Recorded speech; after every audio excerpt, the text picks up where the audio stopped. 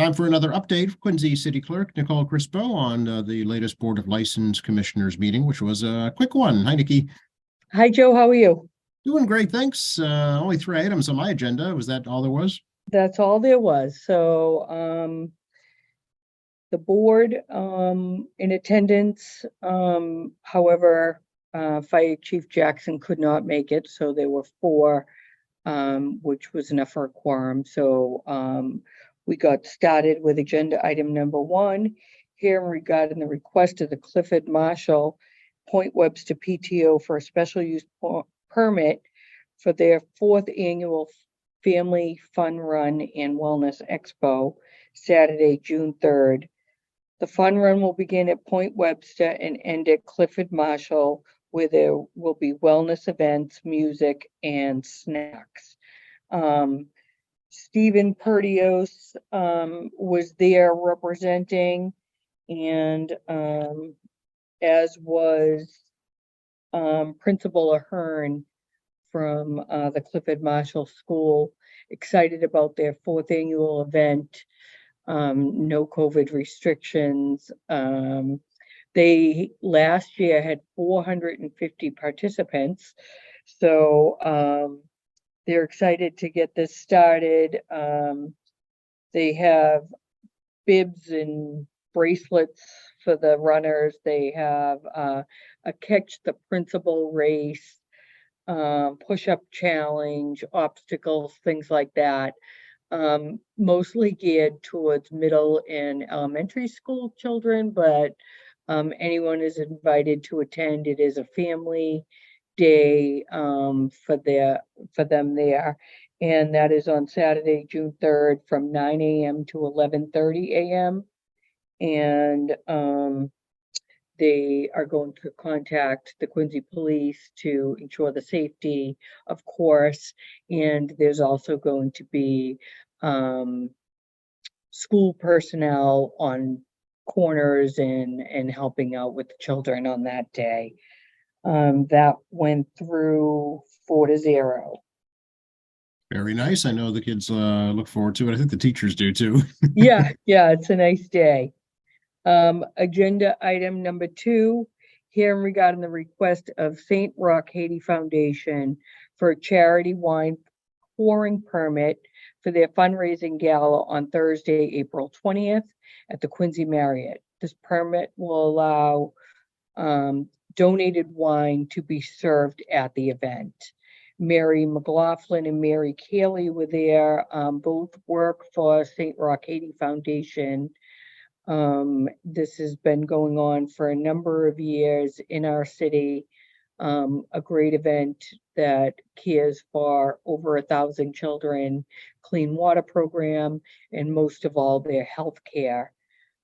Cappy's Liquor has donated the wine to be served on that night. And if there is anyone that is interested in donating or going to their gala, you can look that up at stroch.org.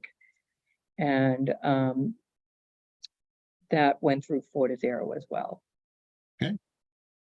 Next was agenda item number 3, hearing regarding the request of the Welcome Massachusetts Market LLC, doing business as 99 Ranch Market at 475 Hancock Street, for a change in LLC manager and change of liquor license manager. The new proposed manager is Lai-Kwang Chan. Lai-Kwang Chan was there representing 99 Market. It is a nationwide market, and they're starting to move down into our area, and they have another store in New Jersey. It's been there for a while. Councilor Phelan had come into my office prior to the meeting, letting me know there was some issues with some trucks parking there overnight and things like that. That's all been taken care of, and that he was in favor of the change of manager and the liquor license manager as well. So that went through 4-0 as well. Very nice. Yeah. that did conclude our agenda. Our next hearing will be April 4th. But before I adjourned the meeting yesterday, I was happy to recognize Lieutenant Tarowski. Lieutenant Peter Tarowski has been 19 years Quincy liquor inspector. And Peter is retiring at the end of March after 40 years on the Quincy Police Department. So we wanted to recognize him at the meeting and thank him for his commitment. Literally, you know, anytime there's an issue at any licensed establishment in our city, we let Peter know, and he goes out and speaks, of course, to the owner. And it seems, I don't know what he says when he's there, but it works. There's usually no problem after that, and we're extremely grateful to him. We have a new liquor officer coming on, Paul Coughlin, and he's been training with Lieutenant Tarowski for a couple of months now. So he'll be at our next hearing and has been coming for the last month. So thank you again, Lieutenant Tarowski, for your service in the city and certainly the 40 years on the Quincy Police Department.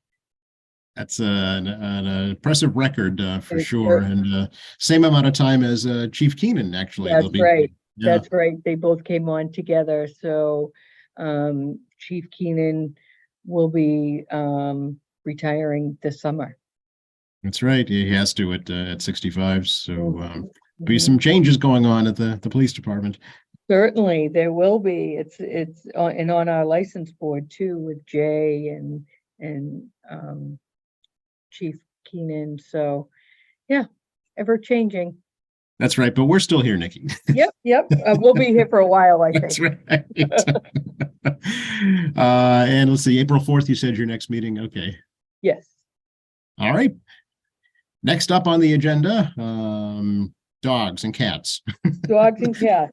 Yes. So we have our rabies clinic and dog license registration Saturday, April 8th at the 1 Marymount Parkway at the Richard Koch Park Complex.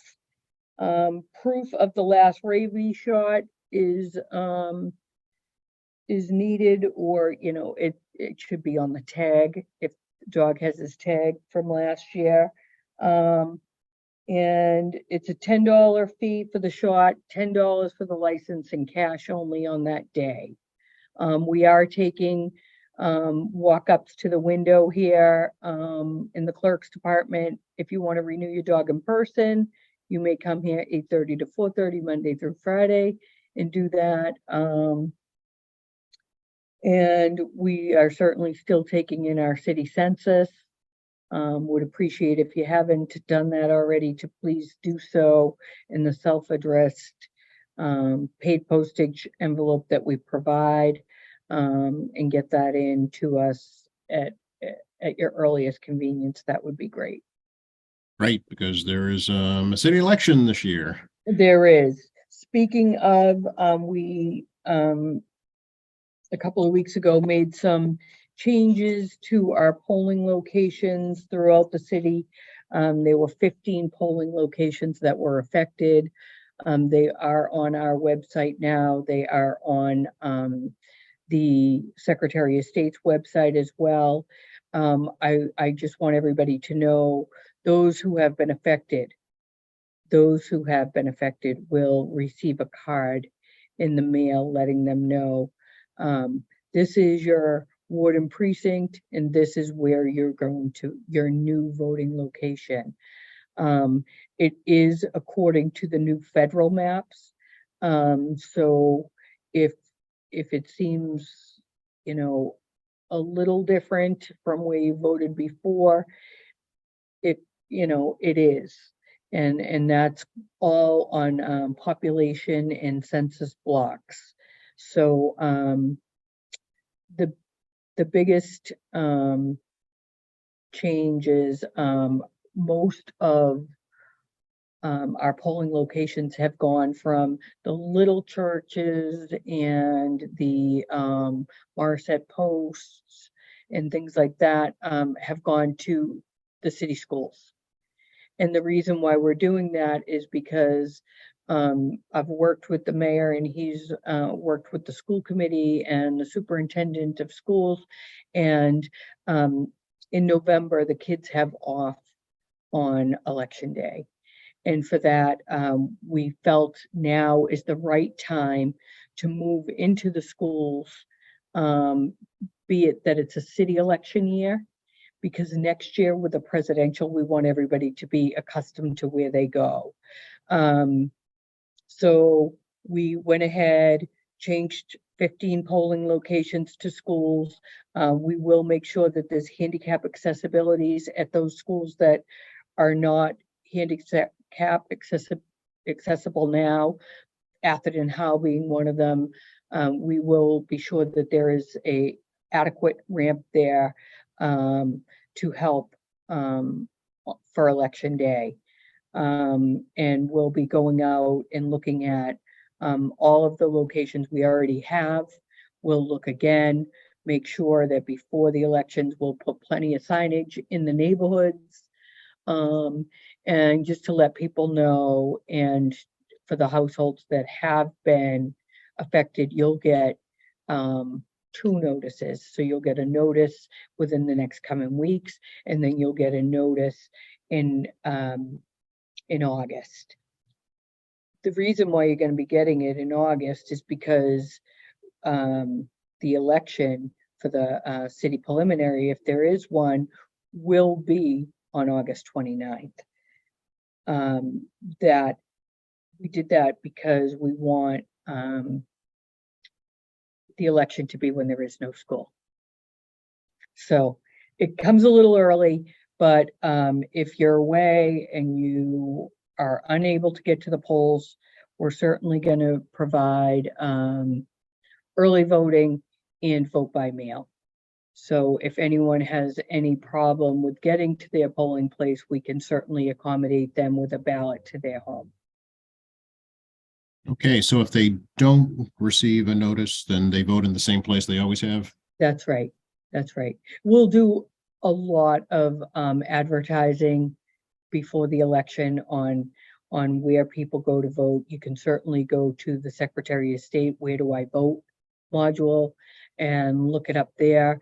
There's a link to that on our election page.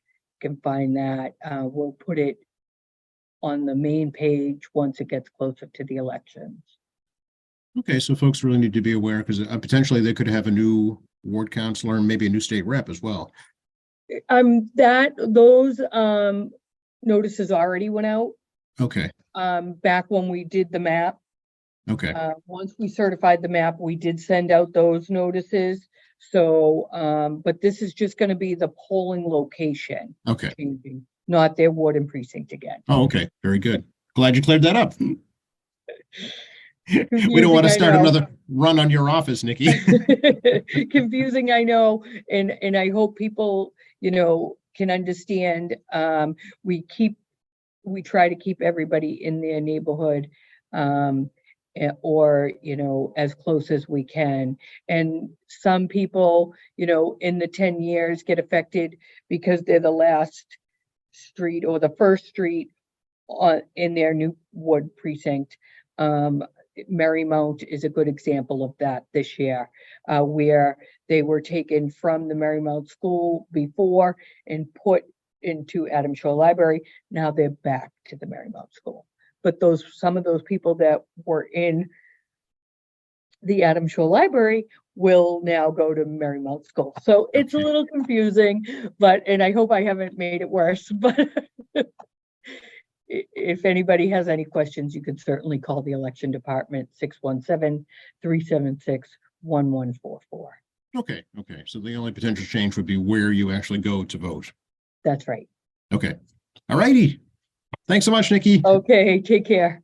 All right, talk to you on April 5th after the next board meeting. You bet. Okay, bye-bye. Bye-bye.